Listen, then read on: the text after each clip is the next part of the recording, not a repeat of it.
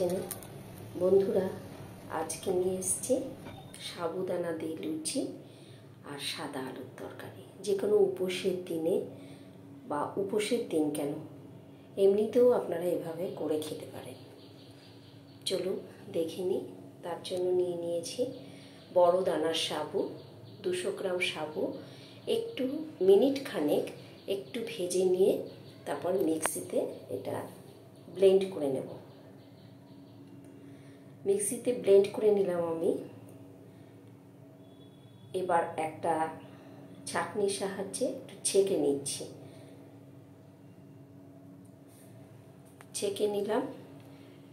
এদিকে একটু আদা, হাফ ইঞ্চি মতো আদা আর 2টো কাঁচা লঙ্কা পেস্ট করে নিচ্ছি। এই মশলাটা দুটোতেই লাগবে। সাবুদানার যে লুচিটা করব সাবু দিয়ে, ওতেও লাগবে আবার তরকারিতেও লাগবে। তো সাবুদানাটা নিয়ে তার মধ্যে 2টো মিডিয়াম সাইজের আলু সিদ্ধ করে নিয়ে গ্রেটারে গ্রেট করে নিয়েছি, সাবুদানাতে দিয়ে দিলাম। তার সাথে দিয়ে দিলাম আদা, কাঁচা লঙ্কার বাটা 1 চামচ, লবণ, সাদা জিরে একটু দিয়ে দিলাম, আর দিয়ে দিলাম ঘি আর অল্প চিনি। ভালো করে মেখে নিচ্ছি। মেখে নিতে নিতে সামান্য একটু গরম জল, উষ্ণ গরম জল দিয়ে একটা ডো তৈরি করে নিচ্ছি। মাখাটা এরকমই হবে, একদম নরমাল যেরকম হয় লুচির মাখা, শক্তও না নরমও না। মেখে রেখে দিচ্ছি। এটা একটা ভিজা টাওয়েল দিয়ে ঢেকে রেখে দিলাম। এবার তরকারিটা করছি। সাদা আলুর তরকারি করব। তার জন্য আলুগুলোকে কেটে নিচ্ছি ছোট ছোট করে, চৌকো চৌকো করে। আপনারা যেরকম খুশি কাটতে পারেন, কোনো অসুবিধা নেই। আলুগুলো সব আমার কেটে নেওয়া হয়ে গেল। এবার কড়াইতে 2 চামচ সরষের তেল দিয়ে, সরষের তেলটা ভালো করে গরম হয়ে গেলে ওর মধ্যে একটা গোটা শুকনো লঙ্কা আর অল্প করে 5 ফোড়ন দিয়ে দিলাম। আর দিয়ে দিচ্ছি খুব সামান্য হিং আর টমেটো। তার সাথে যে আদা আর কাঁচা লঙ্কাটা বেটেছিলাম, বাকিটা এই তরকারিতে দিয়ে দিলাম মশলা হিসেবে। ভালো করে ভেজে নিচ্ছি। একটু লবণ দিয়ে দিলাম। দিয়ে কষানো হয়ে গেল। কষানো হওয়ার পর আমি আলুগুলো ছেড়ে দিয়ে একটু নাড়াচাড়া করে এর মধ্যে দিয়ে দেব বড় কাপের 1 কাপ গরম জল। অল্প করে জিরে বাটা দিয়ে দিলাম 1 চামচ মতো। গরম জল দিয়ে এটাকে রান্না করে নেব প্রায় 10 মিনিট মতন, একদম মিডিয়াম ফ্লেমে।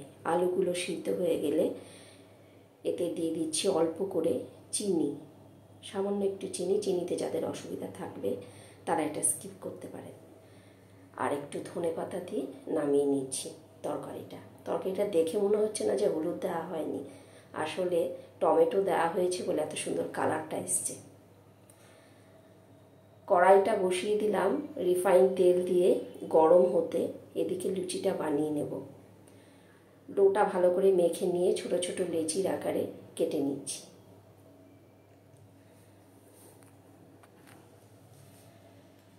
লেচিগুলো কেটে নেওয়া হয়ে গেছে। এবার একটু অল্প অল্প ময়দা দিয়ে আমি এটা বেলে নিলাম। আপনারা চাইলে ময়দা না দিয়ে তেল দিয়েও বেলে নিতে পারেন।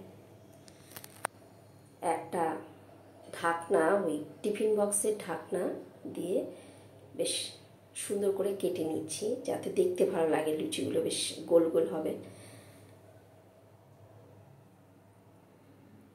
হয়ে গেল সব লুচিগুলো আমার বেলে নেওয়া। তেল গরম হয়ে গেছে, তেলে ছেড়ে দিচ্ছি। ভালো করে গরম করে তারপরে লুচিগুলো দেবেন। একদম প্রত্যেকটা লুচি সুন্দর ফুলবে।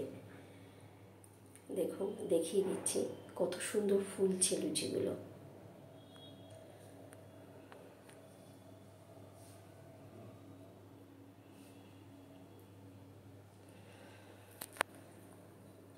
সবকটাই ফুলছে, কোনোটাই মিস হয়নি।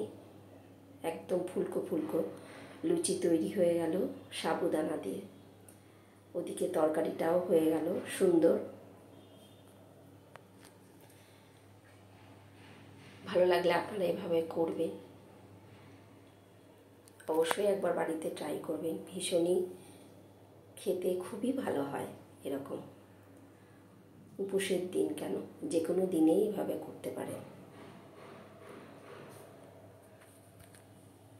চলি, আবার দেখা হবে আপনাদের সঙ্গে অন্য কোনো রেসিপি নিয়ে।